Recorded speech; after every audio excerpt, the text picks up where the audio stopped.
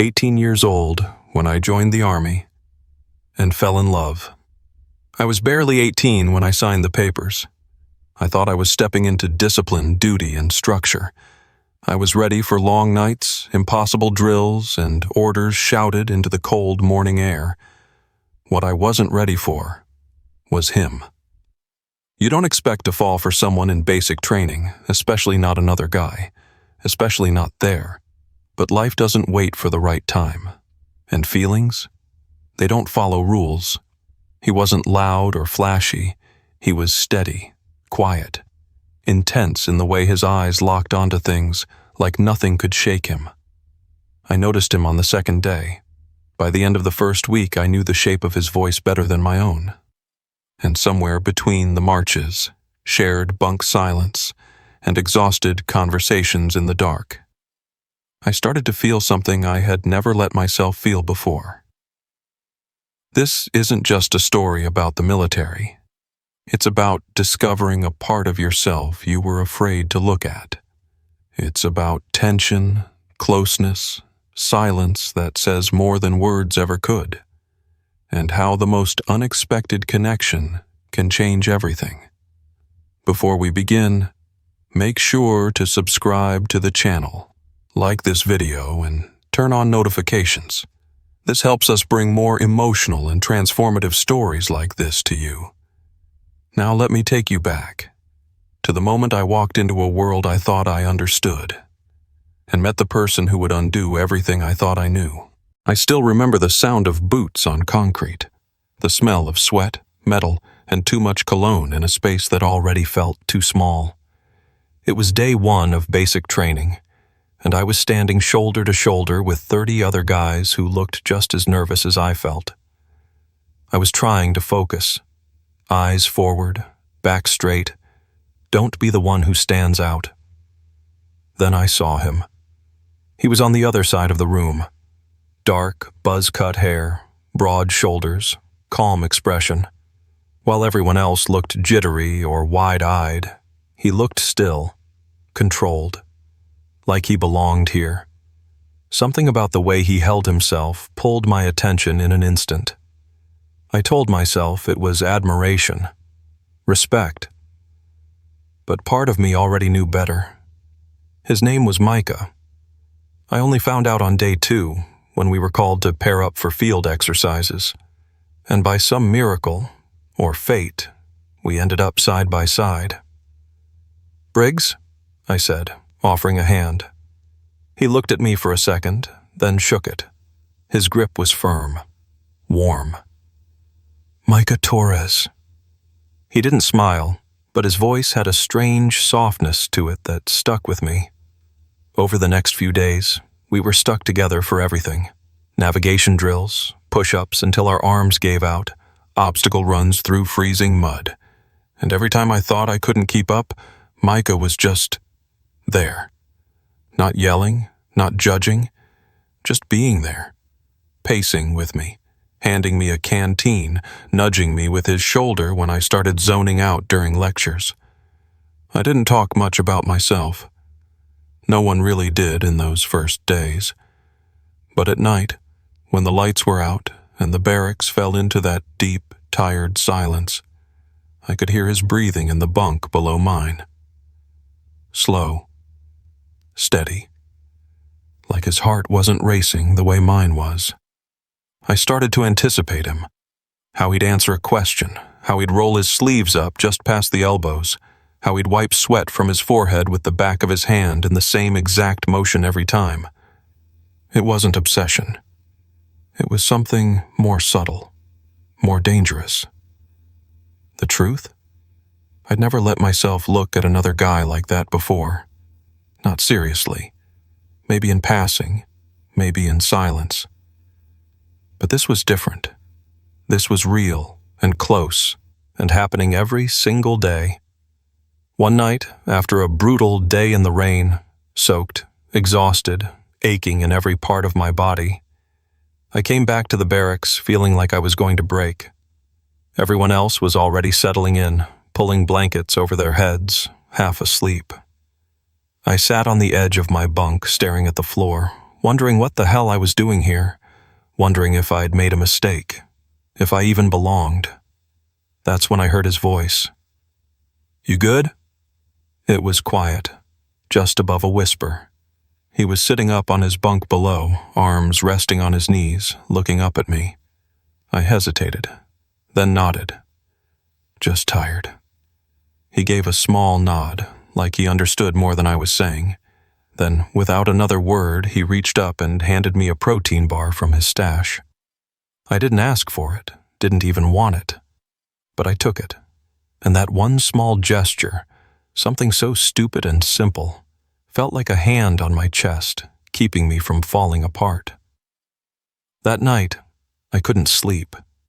Not because of the noise or the ache in my muscles, but because, for the first time in my life, I was terrified of what I was starting to feel. Not just attraction, not just curiosity, but something bigger, something dangerous. And I didn't know where it was going, but I knew I was going to follow it anyway. The days started to blur together, push-ups in the dirt, shouting instructors, meals that tasted like cardboard, and nights that came too fast. But through it all, there was Micah. Always calm, always steady, and always next to me. Our partnership stuck. We were paired for everything: ranged weapons, tactical movement, and even fire drills.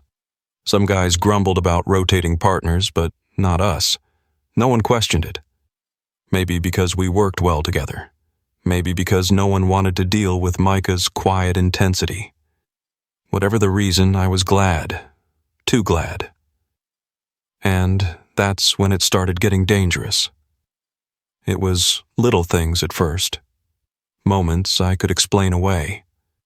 Like the time I caught myself watching him laugh with another guy and felt something sharp twist in my chest. Or how I memorized the way he laced his boots, not because it mattered, but because it was him doing it. I told myself it was just stress. That being in such close quarters, under pressure, made everyone weird. But deep down, I was lying to myself. One afternoon, we were out on the training field, taking cover drills behind mock barricades, sun beating down, dust kicking into our mouths every time we hit the ground. I was already dehydrated, dizzy, and falling behind when I heard his voice. "Hey! On me!" Micah grabbed my vest and yanked me back behind cover, pulling me just inches from him. "Breathe," he said, his face inches from mine. And I did. Not because I remembered to, but because he told me to. His hand was still on my shoulder. We were too close. We were always too close. That night, after lights out, I laid in my bunk wide awake. I could hear him breathing below me, just like always. But this time, every inhale felt louder. Every shift of the mattress felt sharper. I was losing the line between curiosity and need. The next day, something shifted. We were given weekend downtime for the first time in weeks. No drills, just silence, books, cards, and letters from home. Most of the guys wrote or slept. I couldn't do either. Micah sat by himself outside, leaning against the mess hall wall with a small notebook in hand. I don't know what made me do it, but I walked over and sat beside him. He didn't look up.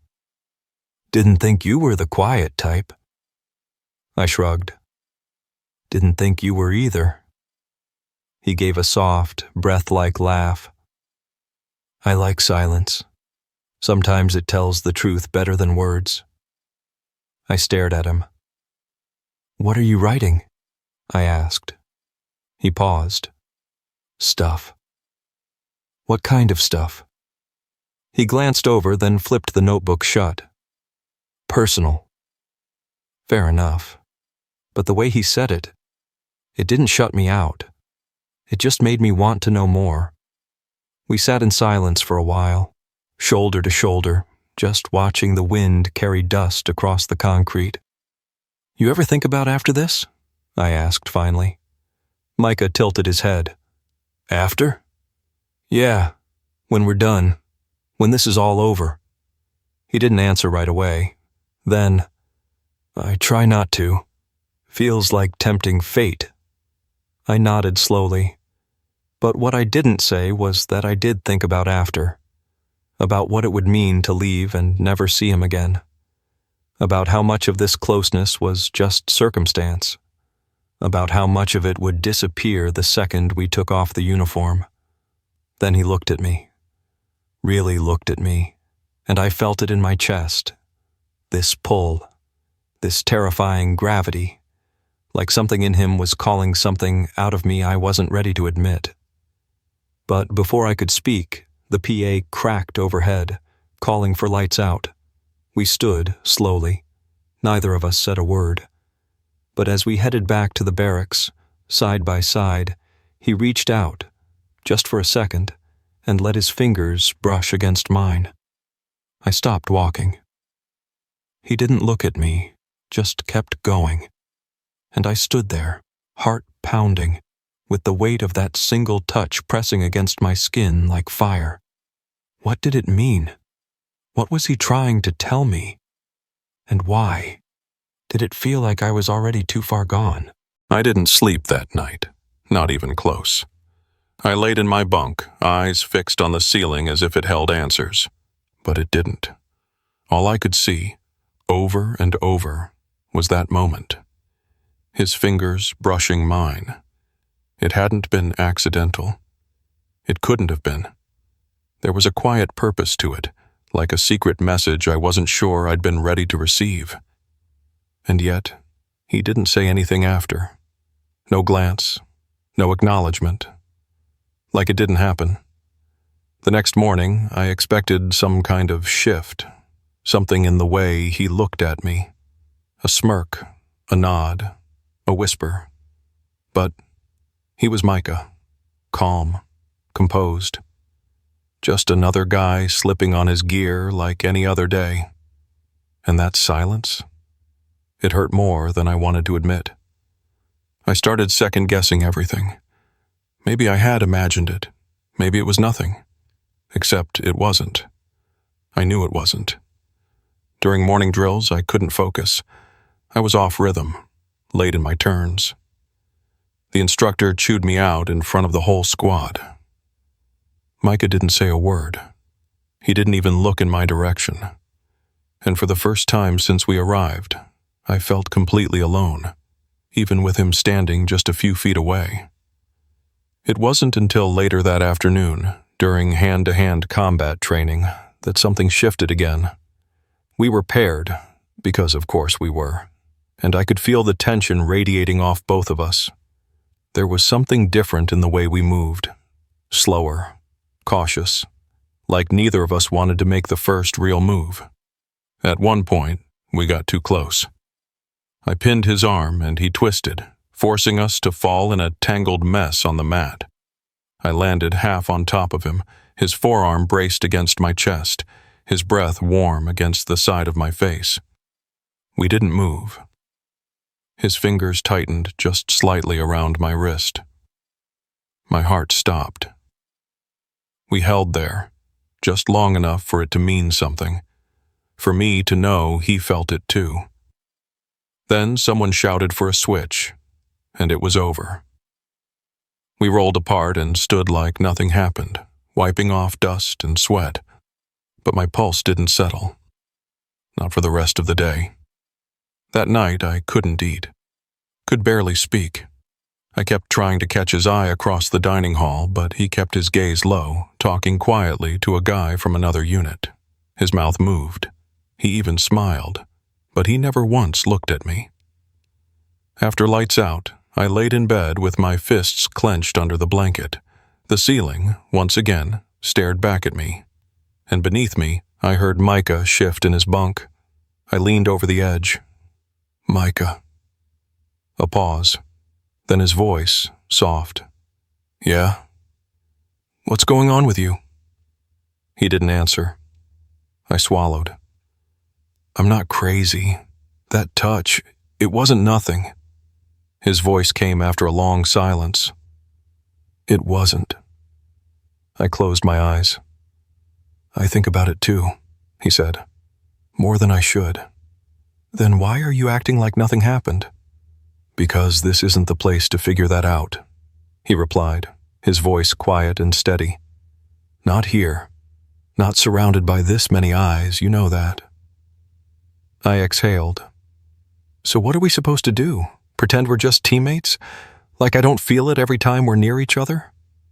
I don't know, he admitted. I don't have an answer. A moment passed. Then, rustling below, he stood. I held my breath as he climbed the side of my bunk and crouched beside me in the dark. His face was barely visible, his voice just a breath away. I want to figure it out, he said, but I'm scared. I nodded. Me too.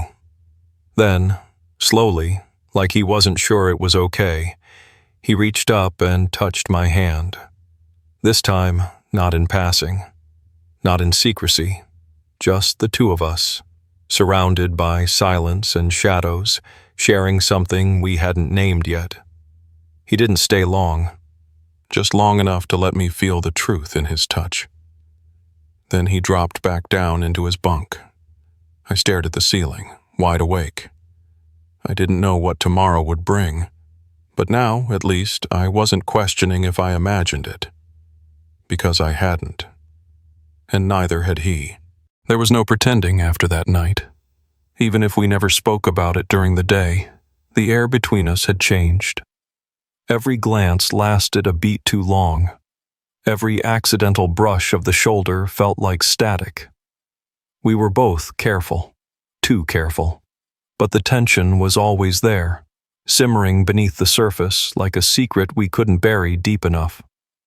But the army doesn't slow down for your heart, and it sure as hell doesn't give you space to figure out who you are. The following week was hell. We were transferred to a temporary off-base training site, a remote location in the Arizona desert for a 3-day endurance operation. It meant long hikes with heavy packs, no showers, and no privacy. Just heat, dust, and 30 guys marching through terrain that burned through your boots. Micah and I kept our distance. It hurt, but I understood. It was harder out here. No bunks to crawl into, no dark ceiling to talk beneath. Out here, everything was exposed. Still, there were moments. When we were assigned to the same night watch rotation, we sat in silence, side by side, guarding the edge of the camp. I remember one night in particular. The sky was endless. Stars spilled across it like shattered glass. Micah sat beside me, his rifle across his knees, and I couldn't stop watching how the moonlight hit the side of his face. He turned suddenly and caught me looking. I glanced away. "You okay?" he asked softly. "Yeah," I said, "just tired." But that wasn't the truth. The truth was, I missed him. And I didn't even really have him.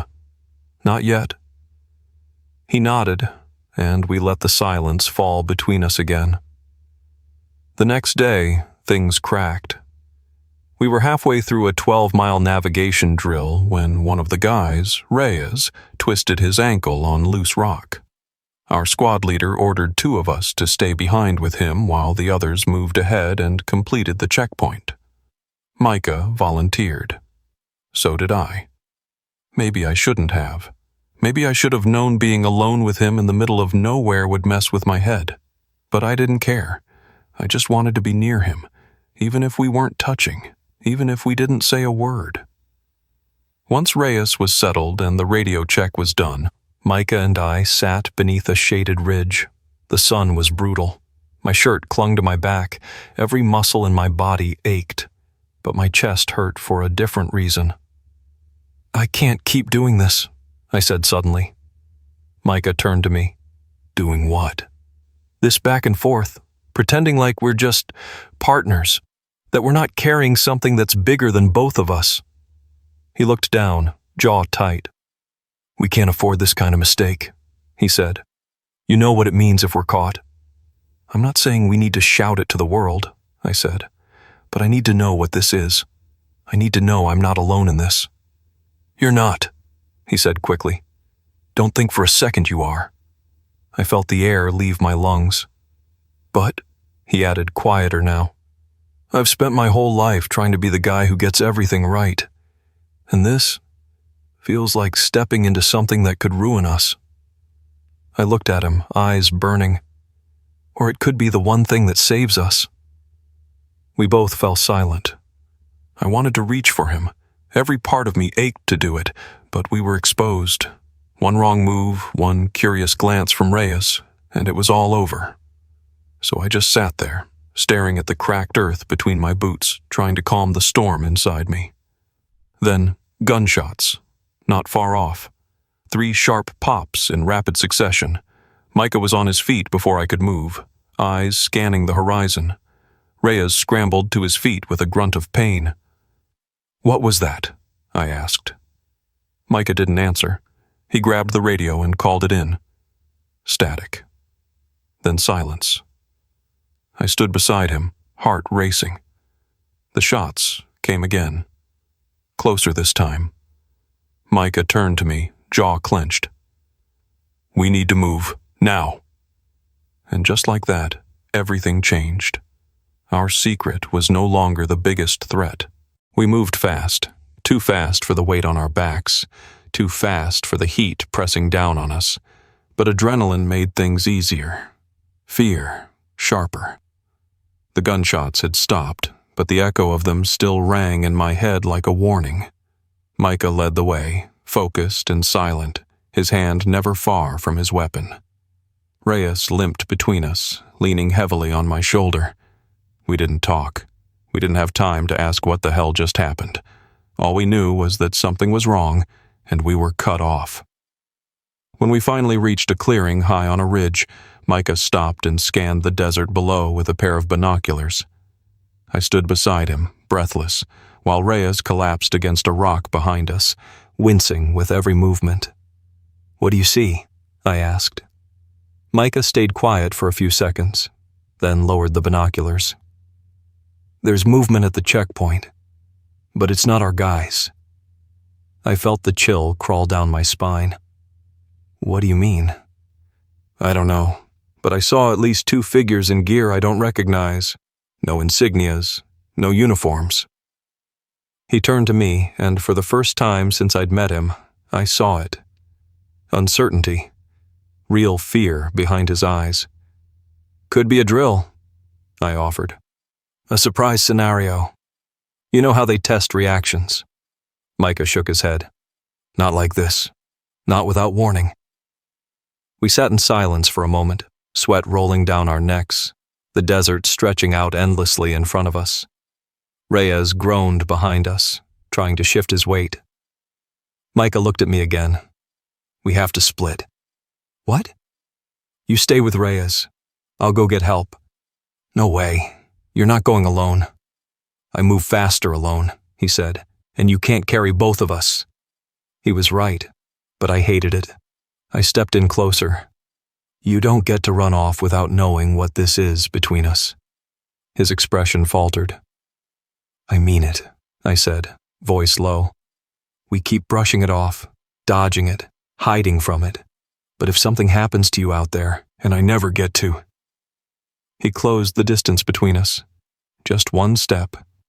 Enough for me to feel his breath on my face. "I know," he said. "I feel it too." He hesitated. Then he kissed me. Not soft, not hesitant, like it had been building in him for days. It was brief, seconds maybe, but it lit something in my chest I didn't know I'd been starving for. It wasn't careful. It wasn't perfect. But it was real. When he pulled back, he was still close. "I didn't plan on this," he said breathlessly. "But I'm not pretending anymore." Then, before I could say a word, he turned and took off down the hill with his rifle, disappearing between the rocks. I stood there frozen, heart pounding, mouth dry. Behind me, Reyes groaned. "Was that Torres?"" Yeah," I muttered. "Where's he going?" "Getting help." Reyes said nothing for a while.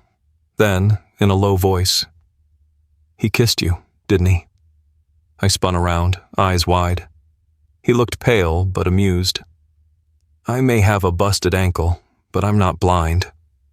I opened my mouth to lie, to deny, but nothing came out. "Relax," he added, dragging himself into a more comfortable position. "I don't care. Just be careful. Not everyone's as chill as me." I nodded, stunned into silence. And then we waited. Hours passed. The sun dipped lower, casting long shadows across the rocks. I rationed water between us. Checked the radio every 10 minutes. Nothing. Still no signal. Doubt crept in. What if it wasn't a drill? What if Micah never came back? What if that kiss was the last thing we'd ever share? Just as the sky began to turn violet, the radio crackled. A voice, clear, strong.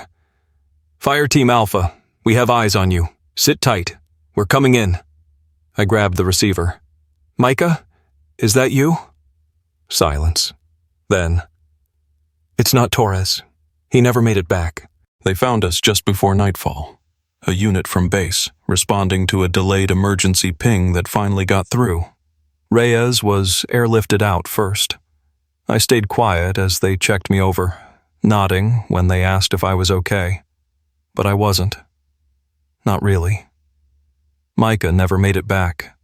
That sentence played in my head like a cruel loop, over and over. He never made it back. They searched, for hours, then days. Nothing.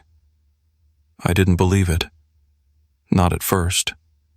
He was too sharp, too careful. I imagined him hiding somewhere, waiting for the right time, maybe injured, maybe caught up in something he couldn't control. But he didn't come. I didn't tell anyone about the kiss. That moment was mine, ours. I carried it like a flame in my chest, flickering against the silence. I didn't need to say it out loud to know it was real. After recovery, I was transferred. New unit, new state. But nothing felt the same. Every time I laced up my boots, I thought of him. Every time I looked at the stars during night watch, I wondered if he had seen the same sky that night. I wrote him letters I never sent, just in case. Weeks later, during a training break, I received a package with no sender. Inside was a folded note and a black paracord bracelet, the same one Micah used to wear. The note said only one thing: "I'm safe. You changed everything." My hands shook as I read it. I closed my eyes and let myself feel it. Relief, joy, the ache of everything unresolved between us. He was out there. He remembered. And so did I. If this story moved something in you, ask yourself, what are you afraid to feel? What's stopping you from saying what needs to be said before it's too late? Subscribe to the channel, leave a like, and share this with someone who still believes that even in the most impossible places, love finds a way.